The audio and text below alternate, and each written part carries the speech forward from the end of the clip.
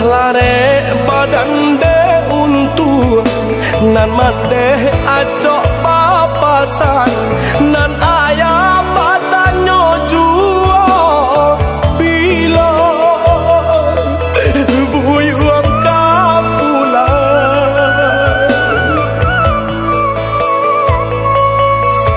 mandanga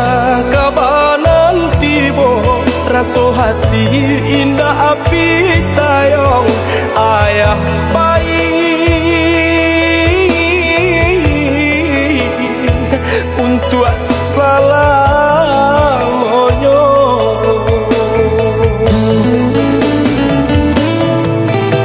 tatagun di tengah laman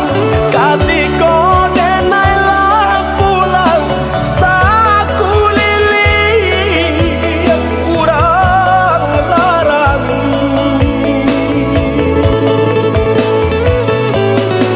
ayah mato jatuh badarai bisa tangi di rumah gadang dan di bawah ayah ndak basuaro lagi tongga tuo kini latapan junjungan kami lah hilang oh Tuhan tolong tabakan kisah tangi tolong antoan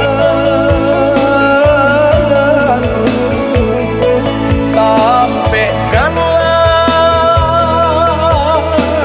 ayah di Sarugogo.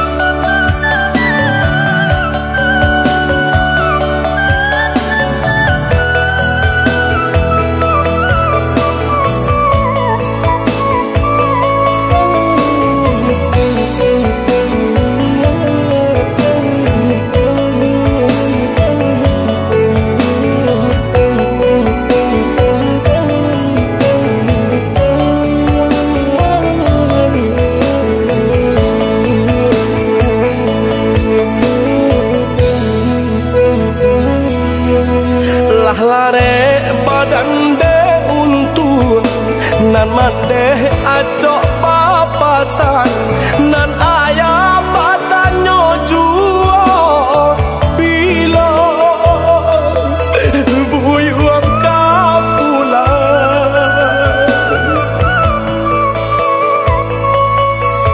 mandanga kabanan tibo raso hati indah api cayong ayah bayi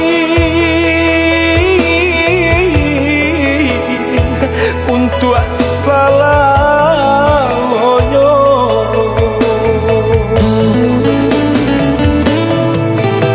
tatagun di tengah laman katiko denailah pulang saku lili yang kurang larang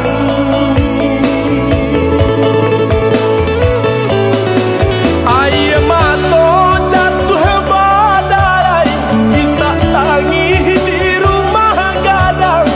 dan di bawah ayah ndak basuaro lagi tongga tuo